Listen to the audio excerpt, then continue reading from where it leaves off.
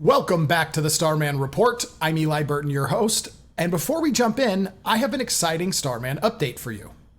On August 23rd, we are releasing the first ever song in the Starman universe.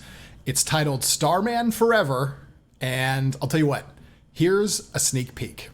I'm a starman in the galaxy, cruising through the stars with no gravity in my Tesla. I'm flying free, saving all the worlds that they can't see. Starman Forever will be available on streaming platforms everywhere, starting 12:01 a.m. on Friday, August 23rd. Now, on with the show. Last week, SpaceX launched 116 satellites on a single mission. SpaceX launched the Falcon 9 from Vandenberg Space Force Base in California for the Transporter 11 rideshare mission that delivered these 116 satellites on the booster's 12th flight. 10 years ago, it was one rocket, one launch.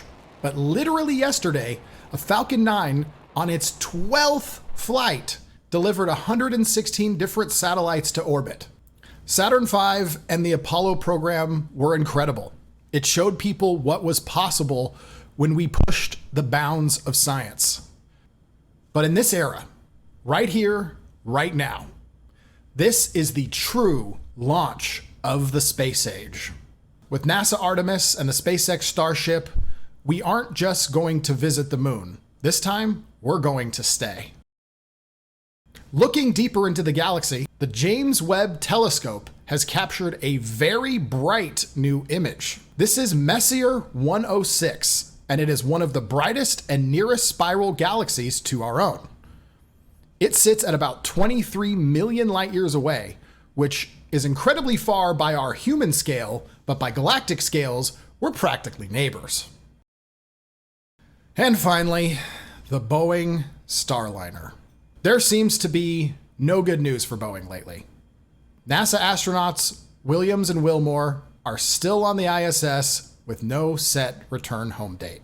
SpaceX is scheduled to launch a mission of 4 astronauts to the ISS this September, and NASA may ask 2 of the crew to stay behind so Williams and Wilmore can take their seats on the return flight of the Crew 9 mission in February 2025.